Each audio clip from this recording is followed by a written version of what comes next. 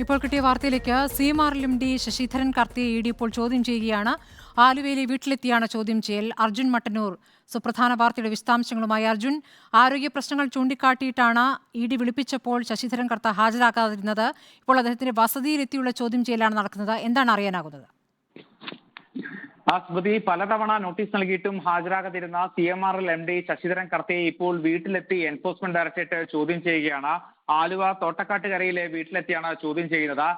കഴിഞ്ഞ ദിവസം അദ്ദേഹത്തോട് ഹാജരാകാൻ ആവശ്യപ്പെട്ടിരുന്നു, എന്നാൽ അദ്ദേഹം ഹാജരായില്ല. പകരം ഹാജരായ ജീവനക്കാരാകട്ടെ ഈ കേസുമായി ബന്ധപ്പെട്ട ഇ.ഡി ആവശ്യപ്പെട്ട പ്രധാനപ്പെട്ട രേഖകളും വിവരങ്ങളും കൈമാറാൻ തയ്യാറായുമില്ല. അതായത് ഈ പ്രധാനമായും ഇ.ഡി ആവശ്യപ്പെട്ടത് എക്സാലോജിക്കുമായി ഉണ്ടാക്കിയ കരാർ, അതോടൊപ്പം എക്സാലോജിക്കുമായുള്ള സാമ്പത്തിക ഇടപാടുകളുടെ വിശദാംശങ്ങളും രേഖകളും, അതോടൊപ്പം എക്സാലോജിക്ക് നൽകിയ സേവനം ഇതിന്റെ രേഖകളുമാണ് ആവശ്യപ്പെട്ടത്. എന്നാൽ ഇതൊന്നും തന്നെ നൽകാൻ കഴിയില്ല. ഇത് നേരത്തെ ആദായ നികുതി വകുപ്പിന്റെ ഇന്ററിം സെറ്റിൽമെന്റ് ബോർഡ് ഈ കാര്യം പരിഗണിക്കുകയും ഇത് തെറ്റ് ചെയ്തതാണ് എന്നാണ് ഈ ജീവനക്കാർ നൽകിയ മറുപടി.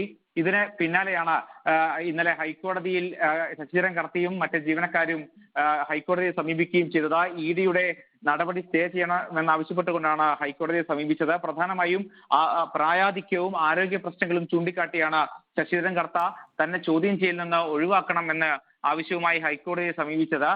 മാത്രമല്ല, മറ്റ് ജീവനക്കാരെ മാനസികമായും മറ്റും പീഡിപ്പിച്ചു തുടങ്ങിയ വാദങ്ങളും ഈ ഹർജിയിൽ ഉണ്ടായിരുന്നു. എന്തായാലും ഈ ഹർജിയിൽ ഇ.ഡിയുടെ വിശദീകരണം കേൾക്കാൻ വേണ്ടി വെള്ളിയാഴ്ചത്തേക്ക് ഹൈക്കോടതി ഈ കേസ് മാറ്റിയിരിക്കുകയാണ്. അതിനിടയിലാണ് ഈ നടപടിക്രമങ്ങൾ വളരെ വേഗത്തിലാക്കിക്കൊണ്ടുള്ള ഇ.ഡിയുടെ നീക്കമുണ്ടായിരിക്കുന്നത്.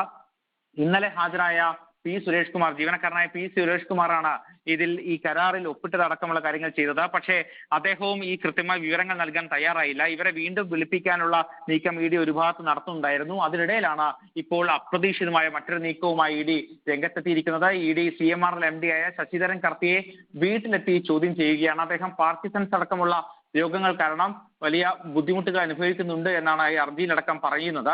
എന്തായാലും ഈ 2 തവണ നോട്ടീസ് നൽകിയിരുന്നു. ആദ്യം തിങ്കളാഴ്ച ഹാജരാകാനായിരുന്നു അദ്ദേഹത്തോട് ആവശ്യപ്പെട്ടത്. എന്നാൽ ശശിധരൻ കർത്ത തിങ്കളാഴ്ച ഹാജരായില്ല. അന്ന് രാത്രി തന്നെ ശശിധരൻ കർത്തക്ക് വീണ്ടും ഒരു നോട്ടീസ് കൂടി നൽകി. ചൊവ്വാഴ്ച ഹാജരാകണം, അതായത് ഇന്നലെ ഹാജരാകണമെന്നായിരുന്നു ആവശ്യം.